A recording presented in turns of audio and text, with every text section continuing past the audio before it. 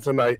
But listen, y'all, I got a special guest on my station today. I'm gonna cut a lot of stuff short. I'll get for real down and dirty. Y'all know what I do, and I feel pretty so after all the celebrities I don't work with around the whole world as I travel the world, this is one kind of special to me because as long as I've been living on this earth, going on 44 years, I've never seen a black man attempt to run for governor of the state of Tennessee. And it's like head of the state. Y'all see that movie with Chris Rock? It remember the head of the state. Man, it's a dream country. And I just feel honored.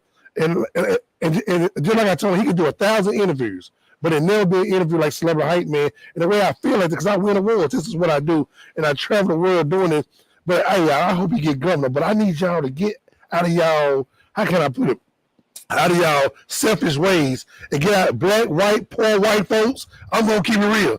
We need to get out them country mountains, them hit towns, and put this man in here. Y'all see what they do in the state of Tennessee. It's hurting y'all black folks. Y'all ain't gained nothing. Y'all ain't did nothing. Y'all in the same predicament y'all was 4 years ago. Now tell me if you raised or not. I'm telling you, I've been dealing with this foolishness. I'm tired of dealing with this foolishness. You know, it was $71 million come from the governor's office in Nashville to hit Chattanooga for the Alta Port development, and nobody back in Chattanooga got nothing but $71 million right here. So hope this governor right here can listen to us and hear I cry. It's homeless going on. Young black men getting incarcerated in the state of Tennessee for crimes they didn't do because the police and justice system don't look at both sides of the story. Enough is enough. So today, I'm going to Mr. J.B. Smiley. He's on my show. I'm going to raise the bar. Mr. Smiley, hey, man, good afternoon. Good afternoon, brother. Man, it's good to have you on the show today, man. It's just an honor to see a black man. I'm telling you, 44 years, I ain't never seen it, so this is history to me. We're going to make history not only just by me putting my name on the ballot. We're going to make history 2 times. We're going to make history on August 4th when the state of Tennessee nominates the very first black person to be major party nominee for governor. But we will also make history again on November the 8th when I become the very first black governor of the state of Tennessee. Okay, so before we do all that, tell me a little bit about this because everybody said, man, where does brother come from? I'm telling you, I know I'm a bail bondsman. On the brother come, so I'm making a bond the other day. I go pay the jail. I see a black man sign right there by the jail, by the 7-Eleven. I'm like, who's this guy? Where he popped up out of it? I call my head of security boy, right? It's some over. I'm like, man, who's this guy? I don't know this guy. If Tony Boston don't know you, I'm going to be honest with you. That's where we get down. Absolutely. I get a lot of numbers, right? So I did my investigating in some kind of way. I don't know what happened. Somebody text me on Facebook and say, hey, we heard about your show. We'd like to be on your show. I'm like, who are you? Because it's like God has sent you. It was like a God move. So tell me, what do you do to make people want to vote for you as a governor? First of all, where you from?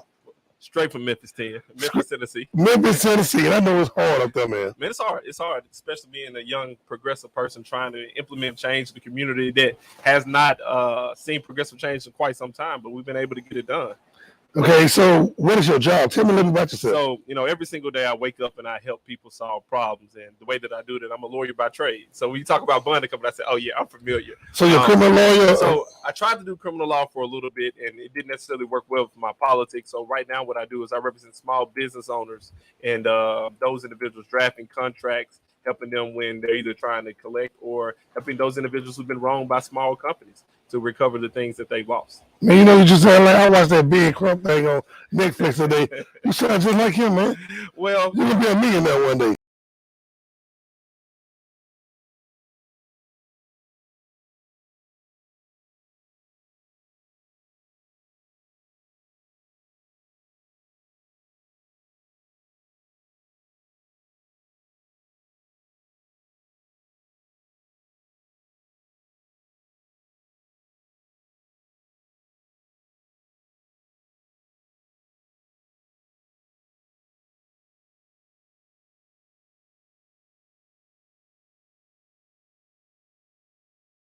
equity. We talk about how do we level the playing field, how we put people in a better position. We have to start by pushing equity across the state, whether it's contracts with the state, whether it's how we treat women. We have to push equity, have to push fair laws. And, that's what my administration is about. That's what's embedded in me, in my core, trying to put people in a better position. Man, you'll be God sent if you can help these small businesses.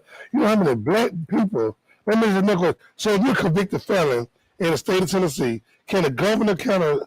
Absolutely. So what I explain to people all the time is we have to understand the role of the 2 different branches of government, 3 different branches of government. We have to understand there's a legislative branch, the branch that create laws. We also have to understand that there's an executive branch meaning the governor, who enforces those laws. But the way the government can help with folks being disenfranchised from receiving felonies, we can push automatic laws in place that allow, once a person has paid their debt to society, be fully implemented and back into society. I mean, they're receiving all of their rights again, whether it's voting, whether there's gun rights, but there's things we can push in place, and we can champion those laws.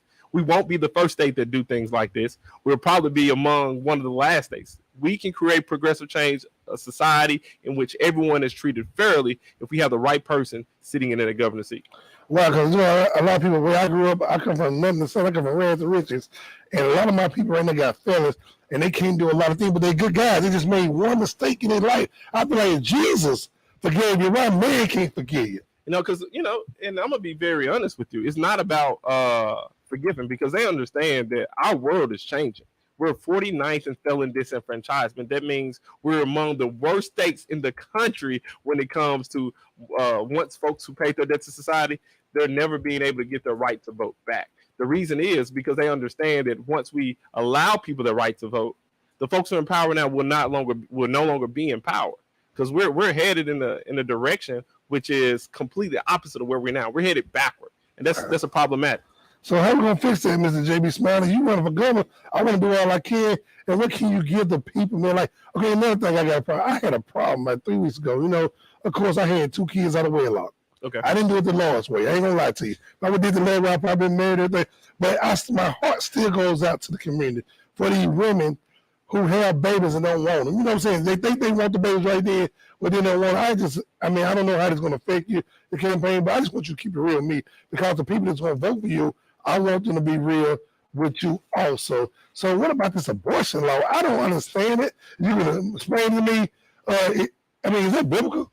So if we talk about, the abortion laws, the fact that women have lost, what I would consider foundational and fundamental rights, it opens up another can of worms. So I'm going to briefly talk about the abortion, but I'm also talking about what's coming if we don't go out to vote. Go ahead. So right now, what the Supreme Court has said, Supreme Court said, you know what, we're going to allow the states to choose what they do as it relates to abortion rights. So what happened in the state of Tennessee, Governor Bill Lee signed what he called a trigger law. Trigger laws within 30 days essentially ban abortions in the state of Tennessee. So the Supreme Court didn't ban abortions. Our Governor Bill Lee, banned abortion. So I want to be real clear. We know who the enemy is. We know who doesn't believe women should be treated fairly, and it's Governor Bill Lee. So what the governor can do, the governor can champion laws that allow or potentially codify a woman's right to choose. We should be making it a law that women in this state have the full bodily autonomy to do whatever they choose to do fit. Because, the truth, if someone came and told me I had to get a vasectomy, I don't know if I'd be so happy about that. We shouldn't be trying to control or police what women do with their bodies.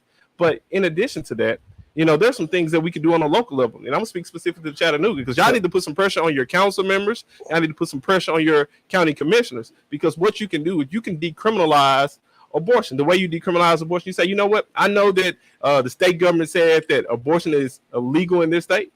The local government can say, you know what? We're not going to allocate any police resources. We're not going to investigate those crimes. And if we don't do that, if no one is investigating, we're not allocating resources, no one is criminalized. No one is charged with the crime. Those are the things we have to do to fight back against this oppressive regime. But in addition to that, I think people need to pay very close attention to what is about to come, because it doesn't just stop with women. If you look at Justice Clarence Thomas' dissent, he said the next thing is same-sex marriage. Right after same-sex marriage, he says contraceptives. Right after contraceptives, there was Senator McConnell, and then there's another senator out of Texas that said Plessy versus Ferguson. Plessy versus Ferguson is the case that gave us that created a school system in which black, brown, and white people can go to school together. They are trying to push an agenda that separates black and white people because they don't want to give us resources. We know what's at stake. All the things that we hold dear are being attacked. It's not just women's rights. It's not just rights for the LGBTQIA community. It's rights of every individual to freely associate with whomever they so choose. They are coming for us, and we need someone who's going to say, mind your business, push back against all of those, disheartening laws, egregious laws and say, this is what's important. And I want to treat everybody, regardless of your race, regardless of your social economic status, regardless of your sexual identity, your sexual preference, the same way. And that's the way that we should be treating people. Yeah, and I'm glad you said about Rick. I got a lot of white friends too, Absolutely. I got a lot of them because what I do, I cater to them. I got a lot of white friends. I love white folks too. I mean, I'm just keeping it real. I love everybody. Yeah. I'm a people's person. I'm a businessman, so you're a businessman that dollar green, no matter about what color you are. Absolutely. So we got to help everybody out. The Bible, Lord Jesus Christ, we got to help everybody out. We just don't want to. So as across the state of Tennessee, this homeless thing don't got right. They coming from Atlanta, Georgia. They coming from Detroit. I know because I talked to people, Louisiana, because of the hurricanes. And what are we going to do about this homeless in the state of Tennessee? It's get out people standing on the side of the corner, man, with signs. And I'm like, man, if I can help all the people, I will. By being the God-fearing man I am, I want to help everybody. I don't know what this is in my heart. But, man, as the governor, if you're going to be the governor of the state of Tennessee. We received that word. And I got to because I can't play with this thing. We got to get you out there. We got to get to the polls. What would you do about the homeless people? Because, the homeless people get $738 a month from the government. If you don't work, you're going to have Social Security Board and sign your name on a paper, and you get a check and food stamps. If you didn't know it, you can. But when they get their money, they have them do drugs. We don't have enough resources. We don't have enough programs for people that look like me and the poor white folks. We don't have enough programs for them. But I want to clean this state up. The state is dirty right now. And if you can do that and, man, take us back and do what we got to do, I mean, what would you do about it? Well, let's talk about what this current administration has done. This current administration, they are not giving people a leg up. What this current administration has done, this current administration has been intentional to pass a law that has essentially criminalized homelessness. Not only did they criminalize homelessness, and I'm going to be very brief of what the law says. The law says if you sleep on public grounds, you will receive a Class E felony. So they're not only criminalizing homeless, they're making it, they're disenfranchising people by attaching a felony to someone who's experienced a very hard time in their life. But the easiest way to address homelessness in this state is doing the simple thing that, we all were told as kids. When someone is down, you give them a helping hand and you pull them up.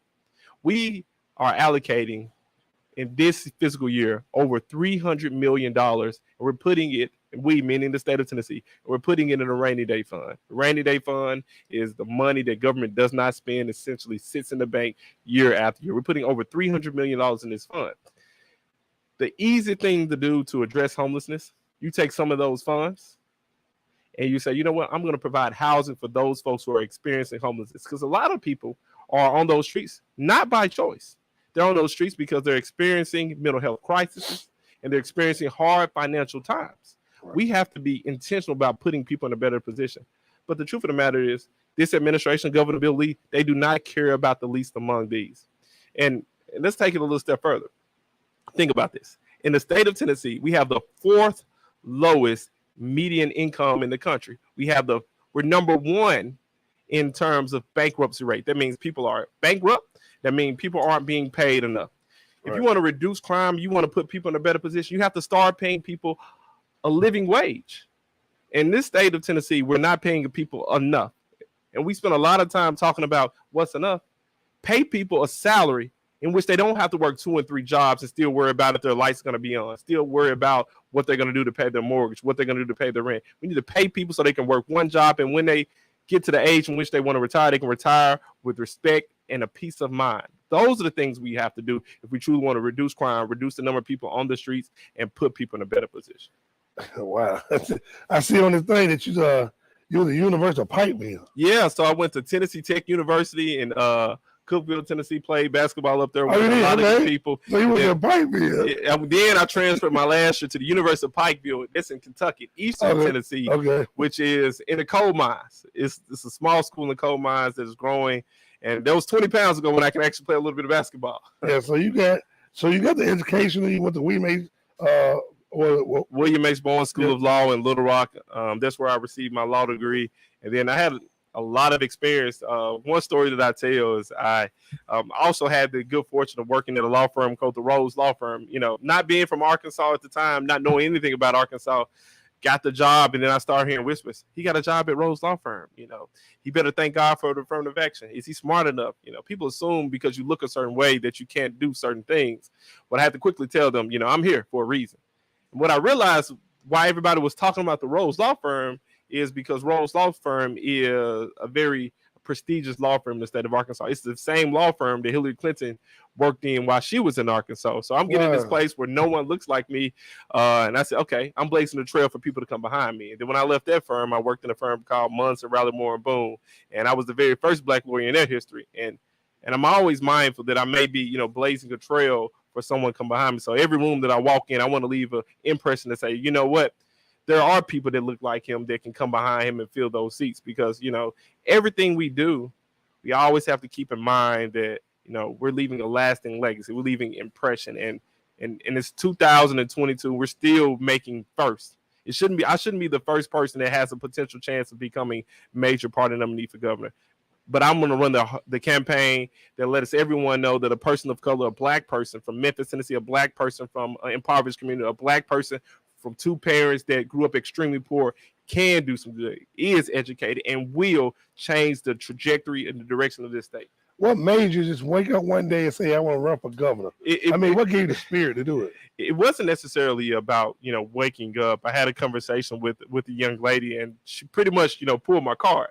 She said, you know, I'm gonna be honest with you, there's a lot of mediocre people who look themselves in the mirror and decide that they're going to run for a particular office. For some reason, our most qualified black people simply don't take that road. We need someone who understands what it's like to struggle, to sit in their seat, because they will be able to put laws in place that truly benefits a very diverse community. And I was talking about, you know, you should make this change, you should make that change. And basically what she said is, it's your turn. You go make that change. So I currently serve half the city of Memphis. So right now, my district is about 325,000 people. I have the poorest zip code. How many people? My district is about 325,000 people. Hey. Yeah, and I have the poorest zip code in the state, but I also have one of the most affluent zip codes in the state. And you talk about communities with completely different demographics that I represent, and my job is to bring them together. But we have to have those difficult conversations. We talk about everything from systemic racism to how certain communities are over policed. We talk about everything about wage gap disparities to potholes in the street. But we have those conversations, but we ultimately move the community forward. And that's the type of leader that this state needs, someone who understands how diversity makes us better, someone who understands how the laws work, but someone ultimately with the skill set and knowledge to understand how to put laws in place that benefits every person that calls this state home, from the homeless to the homeowner, and every man, woman, and child in between.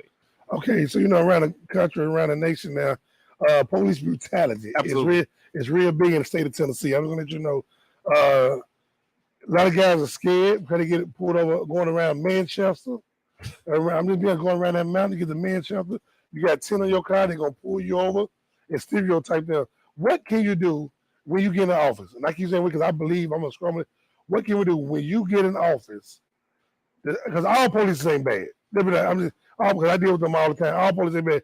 But for the ones that's bad out here just doing bad stuff, I mean, what can you do for departments as a governor? Are you over police departments or what? So not necessarily over police departments, but what I like to explain to people, I'm gonna back it up a little bit, because a lot of candidates, they talk in hypotheticals about what they would do. I want to tell you what I have done.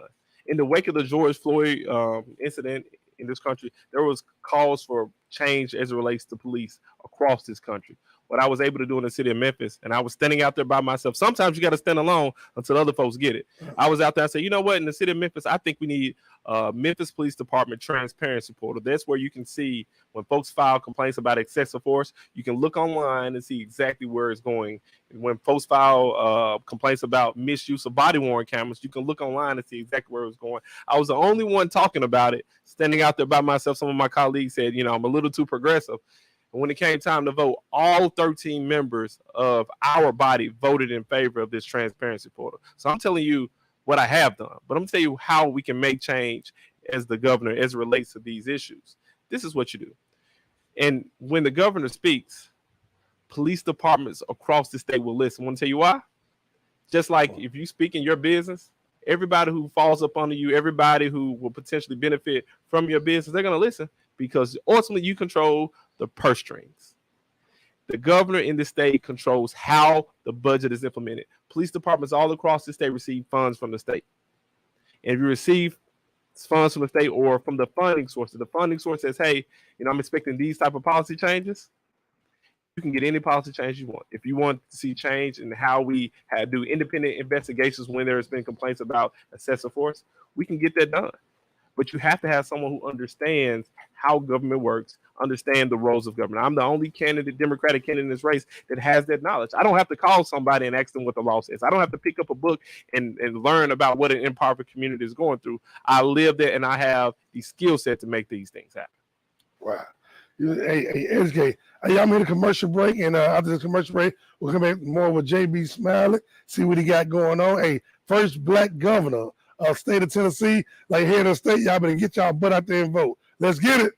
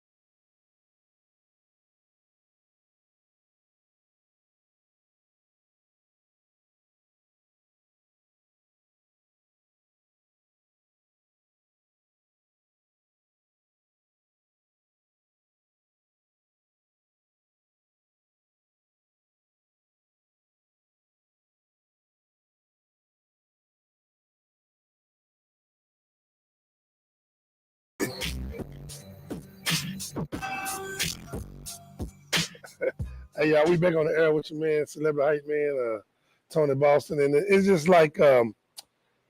James Smith. I got another question. So we got a lot of black kids, I'm from the hood.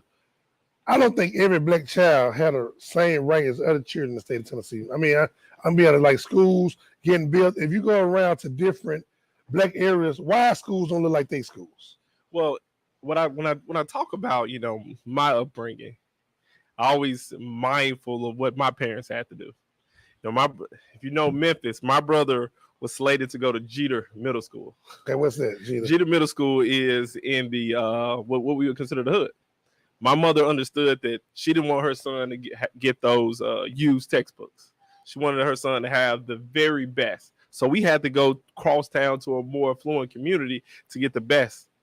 And that's problematic. Your zip code should not define the type of education you're going to receive. Your zip code should not define how involved your teachers will be.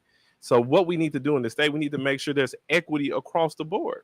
And a lot of times it has to do with how we are funding education. Right now in the state, we are among the least funded education systems in the entire country. And it's all about priorities. If I look at your checkbook, if you look at my banking statement, you're going to be able to tell that I love to eat. And that's going to be one of the top things on my priority because I like to eat in my personal life. But in this state, if we look at the state's priority, education is near the bottom. We have to fully fund public education. And we're not fully funding public education. We're not even paying teachers a salary commensurate with their work. If we want to have better education system, one of the things we need to do, we need to make sure we're paying teachers a wage that will keep them in the education profession. But in addition to that, we need to add probably another $1 billion in education so that we can come out the bottom of terms of education and move to a place where we deserve. We can't talk about children are our future if we're not funding education. It simply doesn't work. Right. But right now, what they're doing, and this administration has been hell-bent on destroying public education because it's not about children. It's about big business and big donors. And what happens, children are left behind. we have to be intentional on making sure that our public education system is fully funded. And the charter schools that we do have, we need to make sure we need to hold them to the same standards we hold public education to, we hold public schools to, because the ultimate goal is when children decide to, when the students decide to graduate, they can go directly into the workforce with the skills necessary. They can go to vocational training with the skills necessary. And if they decide to go seek higher education, secondary education, they have the ability to think critically to solve the problems of that institution. But right now, we're not preparing our young people. Right now, we're treating different zip codes differently, allocating funding differently. And we need, and one of my colleagues, and I mentioned him today, Councilor Martavius Jones in Memphis, his favorite thing is every government has to understand that they may not directly be in the education business, but they are in the business of putting children in a better position. We need equitable distribution of resources. And right now, our state is not doing that. And we have to make sure, and we have to be intent that rural Tennessee is receiving adequate funding and also urban communities receiving adequate funding. And we don't do that in this state. To me, hey, I'm in the media business. I'm in the media and the music business. Our state ain't doing nothing to me. I mean, just be honest. Our black folks try to have a concert. To be honest, come state of Tennessee, they'll put more at the country than they will to around. Well, they don't do anything fairly. I'm gonna be honest with you. This administration is not pro people at all. It's about who's calling the governor, who the governor knows. Let me make it real for you. All right. So I spent a lot of time talking about the state's budget, $52.5 billion. If we look at that budget, and there's something called no bid contracts. No bid contracts, it means the entity is not putting a bid in, not being weighed against other entities. That means the governor is simply giving a contract to a company because the governor knows this particular company. Right. In this state, that's what's happening. That's why you see so many elected officials starting to resign on the Republican side. You're seeing the governor currently under investigation for his no bid contracts. He's giving a lot of no bid contracts specifically to companies or friends that he knows. If we look at where we are in the education system with the entity called Hillsdale Charter School, the same charter school that's been in the news lately for saying, the president for saying things like the teachers will go to the dumbest schools or the dumbest type, and you don't need a skill set to teach students. That's the type of school that we're bringing in, and this governor is giving money to. Right. This governor is not in the business of doing what's fair. This governor is in the business of doing what's going to line the pockets of his friends, and that's not right. Wow, and that's sad to say that because Democrats are losing out. Absolutely. They lose out. So how is it important to you? I know you got to deal with Republicans. You come governor, you got to deal with Republicans. You got to deal with Democrats. You got to deal with independents. Now, I love everybody. I'm a people's person. Like I said, I'm a hustler. I need Republican money. I need Democrat money. Absolutely. I need independent money. But you run as a Democrat. But when you get in there, I know you're going to be for all people. And so how would you go into this first black man going down Nashville? Was it 6 in Charlotte? 6 in Charlotte down Nashville. How would you feel? I mean, it's going to be a great history, man. How would you feel? What were the first couple things you'd do when you get to make everybody happy? Because I know, because first they're going to say, man, you black, or he should do this for the black folks and all that. Man, I get over that. Black folks need to get out and vote. We need to get out and vote before we say anything. So that's why my job going to be is get the black folks out. But what would you change drastically to make everybody happy? Because you and our God, you're just a man. But what would be the first couple things you do when you take office? Well, let's start here. So I speak not just to Democrats. I speak to Republicans too. I speak to independents too. And I'm trying to put not just Democrats in a better position. I'm trying to put everybody who calls Tennessee home in a better position. Right. And I have to explain that to people how we do that. And I go from healthcare to women's rights to education. The truth of the matter is, I believe our party is right on every single issue. And it's about us delivering the message in a way that people understand. When I was in law school, my law professor would always say, it's plain English. I don't spend a lot of time talking about broadband access because it may not make sense to a lot of people. I say, look, over 500,000 people in the state simply don't have access to get internet service. That makes sense to people. Right. And we have to understand that. But, let's get back to what happens when I'm elected governor. And this is the truth that I've accepted in leadership. You're not going to make everybody happy. You have to get okay with being uncomfortable. I'm okay with that because leadership is tough. You have to make decisive decisions. And one of my mentors would say, you have to be shrewd to get things done. But the very first thing I would do, and it's what any good business person will do, you figure out who you're working with. And I know exactly what I'd be working with. I'll be working with folks in the state Senate. So I will meet with every state senator. And I know we have to be working with folks in the House of Representatives, so I'll meet with every state representative. I will meet with all of those individuals, because in order for me to push any particular law, I need them to vote on it. So I would develop unique personal relationships with them. I will understand their passions. I will understand their pay points. And then the third issue that people don't really understand how important it is, understand what they believe their constituency wants. If you understand what they think the constituency wants, you can push real change. So meeting with them. And another thing that really affects inner cities, and I don't think we understand how it affects us. We have the third highest violent crime rate in the entire country. Tennessee has the third highest violent crime rate in the entire country. And that number significantly increased it when this governor went into a gun manufacturing plant, looked into the camera, smiled, and signed the permitless carry law into bill. Because what happens is that increased access to firearms in the inner city. When you're in close proximity with people, crime is likely to occur, especially when you talk about close proximity and impoverished communities. Crime occurs because if they don't have, they're going to go take. We have to increase opportunities, but we also have to be mindful of we need to immediately repeal permitless carry. And those would be the very first two things that I do, because I understand the impact of having relationships have on getting good progressive legislation passed, like codifying women's right to choose and immediately repealing permitless carry. Those would be the very first things I do, in addition to champion for Medicaid expansion, because 800,000 people in this state simply don't have good access to health care. Right. 800,000. And let's be honest. Everybody does not fill out the census. So that number is probably closer to 1 million. Right. If we expand Medicaid, we're cutting that number in half. Not only are we cutting that number in half, we're creating thousands of jobs. We're those folks who are experiencing mental health crisis, we're connecting them to healthcare. In addition to that, we are drastically improving health outcomes across the state. And that's how you put people in a better position. Wow. And then another thing about this minimum wage thing, how can somebody live on $13 to $14, $15 the way the housing market going in the state of Tennessee? And right now in Nashville, the hotel costs $400 a night. You know, I know. No, this costs $400 a night. Then you got houses in Nashville that 3 years ago used to be $80,000. They $260,000. Up in Hendersonville, you got houses that's $130,000. That's up paying that. So people can't live no more, man. Folks cannot afford. Let's call it a spade a spade.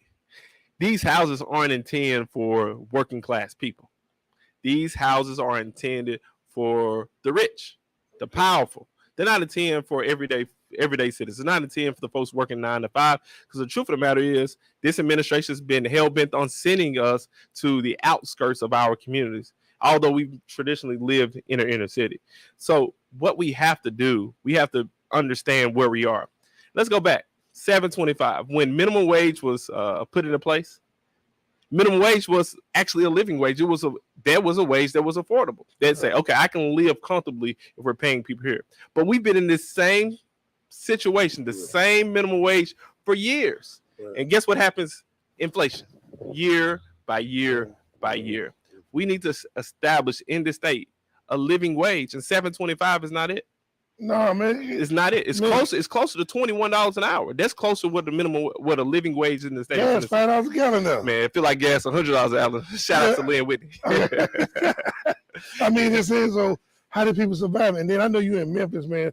Where they say crime, they say Chattanooga is like right behind Memphis. Absolutely. So you got 300,000. 325,000 people. So we get all the 325,000 people to vote for you. Absolutely. Then we come on down to Nashville, get 300,000 more. Then we come on down to Chattanooga, get some more. We can do this, can't we? Absolutely. So the way it works, and you know, whenever I go in Democratic spaces, they say, well, this state is red. You know, it can't be done. I said, well, if we just look at the numbers, it's very possible. And I break it down city by city, or I break it down by age group by age group. So city by city, if Shelby County decided to vote at about 50% rate, and we're currently voting at about a 20% rate. If Nashville decided to vote at about a 50% rate, and if Chattanooga decided to vote at about a 50% rate, we would never call the state of Tennessee red ever again. We'll call the state of Tennessee blue. That's if we all three of those major cities voted at 50%. But let's break it down further than that. It's not just about those three major cities. It's about the entire state of Tennessee. 2.4 million people vote in the gubernatorial primary. This state has 7 million people. Of the registered voters, 1.6 simply do not exercise their right to vote. Let's break that 1.6 million people down. Because the difference between Democrat and Republican is about 350,000. Let's break that 1.6 of non-voting registered voters down. 3 large groups. Millennials, that's my generation. The biggest voting base. How old are you? 34. Oh, yeah. The biggest voting base in the entire country, millennials. But we're not exercising our right to vote. And I know for every millennial out there to listen to this that eventually hears this this radio clip is this. If you want to see some change in your community, if you want criminal justice reform, you want the state of Tennessee to stop passing truth and sentencing bills, laws that we've seen in the 90s that simply doesn't work, that lead to disparate impact on Black and brown communities, you go vote. If you want the rights that you had yesterday to stay in place, to be reimplemented, you go vote. If you believe that Plessy versus Ferguson, that schools should remain integrated, you go vote. Like, these are the things that we have to vote for, because every right that we hold dear, this particular administration, this right-wing group, these extremist groups, they're coming for everything that we hold dear. We have to go vote. So millennials, the next generation, Generation Z, they have to decide to go vote. There's a new crop of voters, and we're not tapping into them. And listen, our campaign is doing everything we can to tap into them. But then the last category, marginalized communities. And it's a lot larger than people realize. Marginalized communities, Black and brown communities, but also rural Tennessee.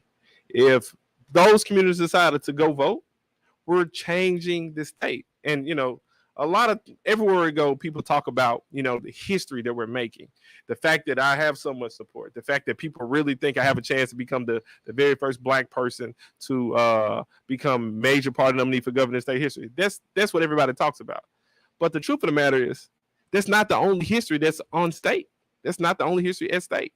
The history that is at stake is we need to be codifying the women's rights. That's history. We need to change how we are handling folks who have paid their debt to society and come out of prison. We need to implement automatic right restoration in the state of Tennessee. That's history. And I'm going to say something that may be unpopular among some people, but the majority of the Tennesseans agree with me. We need to be legalizing cannabis. We need to be legalizing marijuana, because what happens is we're spending a lot of time seeking out nonviolent offenders of our law while we allow violent offenders to go free. But if we legalize cannabis, legalize marijuana in this state, we can provide money to fund education system. We talk about where can we get the money to pay teachers a wage commensurate with the work. Where can we get money to fully fund schools and make sure they're high performing? Legalize weed, legalize marijuana, and that tax revenue can be put directly in education. That tax revenue can be put directly into healthcare. That tax revenue can be put directly in expanding internet service across the state. These are the type of policies we need in the state. We shouldn't be targeting folks for choosing to use the substance that this earth creates. We shouldn't. We should be taxing it to make sure it benefits every single person that calls Tennessee home. And I noticed this marijuana because a couple of years ago up in Murfreesboro, there was a little boy, it was a Caucasian, little baby had cancer real bad up in Murfreesboro. They tried the oil, the THC oil, the Delta 8. Mm-hmm, what's the difference between the Delta 8, Delta 6, Delta 9? I don't know. I don't smoke. I don't know nothing. I don't know that either, but what I can tell you is this. I mean, what's the difference? Because mamas across the state are trying to get this Delta or THC for their children that got cancer. Mm-hmm. And they're trying to legalize marijuana. So by us being a Bible Belt state, what's the holdup? So I'm going to tell you what the holdup is. It's the holdup with almost everything that you see across the state. It's about the dollars. The folks, there's a small group of people who trying to monopolize the market that they know is coming. Until they have everything in place to make sure they can monopolize it, they're going to keep pushing against it. Because legalizing marijuana is coming. Because folks across the state see the benefits of it. Mm-hmm. Whether you want to talk about medicinal use, folks who are experiencing significant illness, relying on marijuana to relieve their pain.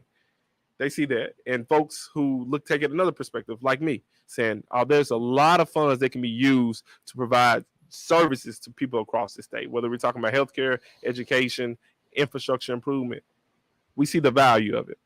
But there's a small fraction of people in Tennessee that says, not yet. We do not have our infrastructure in place so that we can monopolize this market so that we can become richer. We don't want everyone in the state to get richer. We want to make sure that we control the power because we have the money. But, my administration is about this. It's about being what's fair, doing what's right for everybody who calls the state home. So my administration will push for legalization of marijuana because we have to do that. We look at what's happening in Colorado. They legalize it, fewer people than us, but they're bringing in more money. They're putting more money in their education system, and we technically should have more money. We technically have more people, but we don't have that tax base because we're not thinking creatively about how we find funds. We need to be legalizing marijuana in this state, and we also need to stop. Police departments across the state needs to stop seeking out those individuals who are offending for small amounts of marijuana. We're third in violent crime. Target those folks. Right. You go after people committing violent crime, then you're making a difference in your community. You're not just padding your stats. And I think a lot of police departments across the state have been padding stats. And it's not necessarily that the officer's fault. It's the policies that we allow in this state. And we have to push for those things. We need to focus on things that matter. And I tell people this, my role, my job is real easy: to provide for the general welfare of his people. And if we lose track of the role of government, a lot of things start to fall behind. And we cannot, whether you're Democrat, Republican, black, brown, gay, straight, it doesn't matter. We have to understand that when my brother's suffering, I'm also suffering. When my sister's suffering, I'm also suffering. We have to be intentional about giving people everything they need so that they can truly have, this dream, this idea that America is supposed to give, to pursue happiness. Right now, there's a lot of people that don't have the ability to pursue happiness because government is saying no. Women's rights were taken away. They don't have there's women in the state don't have the ability to pursue happiness because they lost something. Same-sex marriage, they're going to lose something. Contraceptives, they're going to lose something. When they decide to get rid of integrated schools, right, we're going to lose something. So you think it's going to happen very soon? Well, just look at some of our leaders. Mitch McConnell, the leader of the Republican Party, he talked about the fact that Plessy versus Ferguson, which is the case that said we need to integrate schools, was wrong. That's coming up next. Clarence Thomas, justice on the Supreme Court, said we need to look at contraceptives. Like, these things are at stake. People have to understand, if we don't get it right this year, we have about a 4-year window. And the reason I tell people it's a 4-year window, because that's usually how long it's going to take from the very first lawsuit to be filed to make its way to the Supreme Court. We have about a 4-year window. And for Tennessee, this is our window, because this is our governor's race. Because right now, states have the authority to do whatever they want to. If you don't put someone in that seat who understands the implications of how important this decision is, we're in trouble. Recently, the governor's on TV talking about how dumb teachers are. Right. Yeah. So for every teacher, to every child, you should be saying, this governor has to go, because this governor doesn't even respect us enough. He's allowing someone to tell to state publicly how dumb the teaching profession is, how bad of colleges they've gone to. If this governor don't respect us enough to say, look, that's not how we're going to work. And matter of fact, not only is this governor not saying anything, this governor is incentivizing, giving money to the individuals saying this, say, hey, come to the state of Tennessee, set up your 50 charter schools to continue to push this ludicrous theology onto our students. This college, the Hillsdale School that's coming to Tennessee, is the same school that said Vladimir Putin is the preeminent leader of our times. That's the type of theology they're pushing on our students. This is the same school that considers Dr. Martin Luther King something other than what he is, which is a civil rights leader that changed a course of history. And another thing, and I'm just going to say it because I have a little time, and a lot of people talk about, my age, 34, can a young man lead? And I always have to point their attention to a young man who was born in 29, died in 68, who led a movement in his 20s and early 30s to change the world. I'm talking about Dr. King. And then, for some folks who didn't pay attention to the civil rights movement, I make it more plain for them. I say, well, there's another man who became the state's attorney general at 31, who became the governor at 34, and I tell them that's Bill Clinton. Yeah. And then for some of your biblical scholars out there, I know this is a gospel station, I make it a little bit easier for you. No, go ahead. Biblical scholars, I make it easier for you. There was a young lady who gave birth to the person who died for all our sins at a very young age. Her name is Mary. So I'm trying to make it plain for you. Young people have been leading change for a very long time. And then, sometimes I say, well, I want to understand. I want to understand how you can do it. So sometimes, as a young black person, you have to pull out those receipts. You have to give them your resume. So I say, I've been doing this for a while. I'm an attorney licensed in 3 states. I've been serving the Democratic Party for a long time. I've served as judicial counsel for the Young Democrats of America. I served as vice chairman of the Black Caucus of the Young Democrats of America. I served as Shelby County Executive Committee. I served as the vice president of Shelby County Young Democrats. I served as treasurer for the Tennessee Young Democrats. What I'm telling you is I've been doing this for a while. I'm poised. I'm ready, and we will make change. Well, I got the BC Award 3 years in a row. I got 2017 TMZ Award. I've been in magazines. This guy is qualified. Oh, yeah, I got a resume. This guy is qualified. He knows talk this. I'm convinced. I ain't gonna lie. See a young man that's a lawyer at 34 years old. You got a small business. You done been to Tennessee Tech, University of Pikeville. You done been to William Bowman School of Law. You don't got what it takes. Absolutely got what it takes. And then I tell people, one of the things that, just I think sets people apart. And I tell people my time on the basketball court, it makes a difference. Just understanding what it's like. Can you get that? Can you hoop? I can still play. I can still play a little bit. I don't move as fast. Yeah, I got a friend named Regina Curtis. Might get in touch with her. She's right now at UTC, still a Hall of Famer. She's from Oak Ridge, Tennessee. So when you go to Knoxville, you need her. Trust me, I'm trying to put you in positions like a puzzle. You got to go through. Like a puzzle. Guess what? You're a black man in the South. Like Bishop Walker said, I'm gonna pray for you, son. I'm gonna pray for you. But through God's grace and mercy, we can do anything. So what you gotta do is, and I ain't gonna tell you how to run your campaign because it's your campaign, but being a little older and being out here seeing things in hit towns, because by being a bail bondsman, I done been up in the sticks, I done been down low. So we gotta get some white folks on our team that love us and look just like us. And say, hey, we're going to push you. You got to put signs where people don't think you're going to put signs. Don't you know when we go to the casinos, we go through the back roads. Absolutely. You got to put signs on them back roads. I just hate to say it. Yep. You're absolutely right. We got a freeway going from here to Nashville, but it's some back roads that we take too. We take the back roads to stay away from the traffic. Yep. And, I've been blessed. I tell people this, and I've been able to run the campaign before. I've been blessed. There's people everywhere we go that get excited. I tell a story about, visiting Sullivan County. That's a county where not too many people look like us. And we go there and it's a room predominantly people who don't look like me. And they're chanting my name. They're getting excited about this race because they understand what's at stake. It's not about, my color. I'm going to tell you what it is about. It's about each and every person who called Tennessee home. You have to make a decision. What state do you want to live in? Do you want to live in a state in which you can be free to live your life like you so choose? Or do you want to be in a state where the governor and the General Assembly is simply taking rights from you every single day? That's the decision. That's the decision you have to make on August 4th. And that's the decision you're going to have to make again on November 8th. And I tell you, I stand ready to change a lot of those things. I'm the most qualified. I'm the most passionate. I'm truly the only one that understands what it's like to struggle in this state. I think I'm getting a shirts made, say J.B. Smiley makes Tennessee home. I mean, there's a conversation because you're making everybody feel comfortable. And that's your job. And I don't understand why some of these elected officials forget that your job is to make everybody feel like this is their home. And my mentor always talks about a brain drain where young people get their education and never come back home.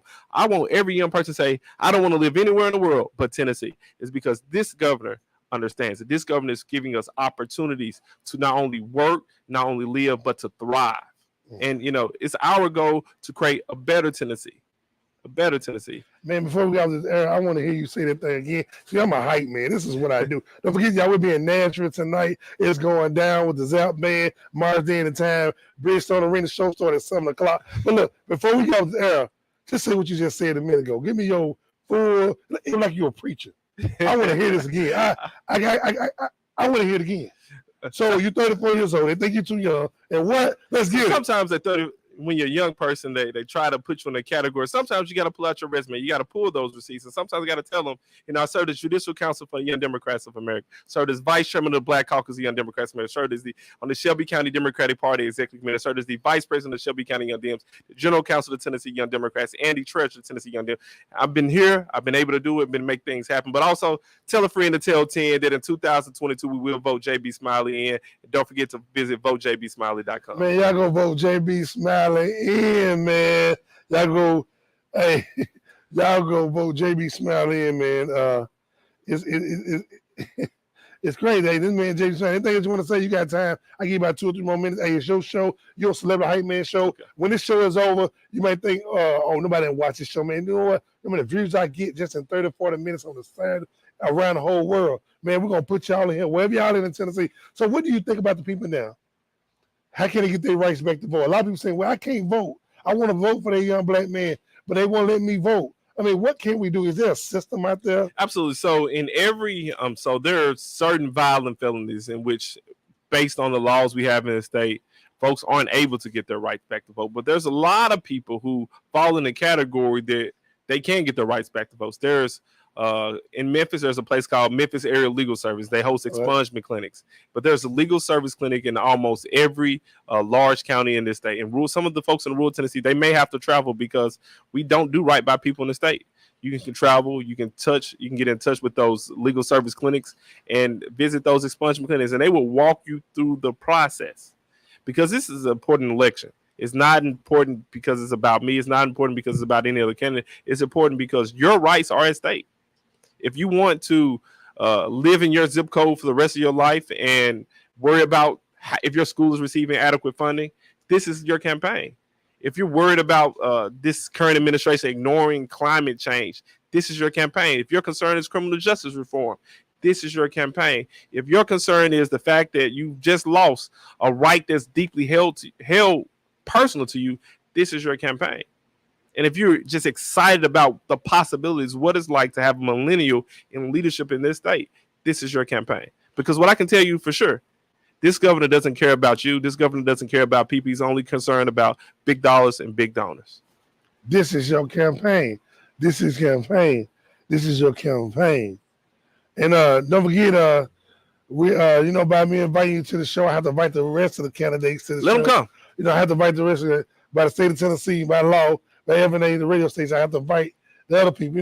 Just about rules. But glad to have you here today, JB Smiley. Hey, hope I can work on your campaign. I'm waiting for it. Anything we can do here at WPTP, we'd be more than happy to push you forward.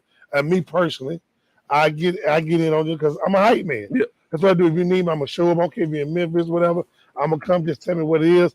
But make sure you stop by Nashville. Absolutely. Please, before you live in Nashville, got a lot of outdoor events, and then you need to hit every event you can. Absolutely. I don't care how big, how small it is. Sometimes the small events get you in there. Small events are impactful. Yeah, because I'm serious. Yeah, you might think it's big and all that. That's just for show. That's just for show. I've been there, did and done it. I didn't get this far in life because somebody big. I got this far in life being self-made. And I challenge anybody. But it's a privilege and honor to have you on our show, man.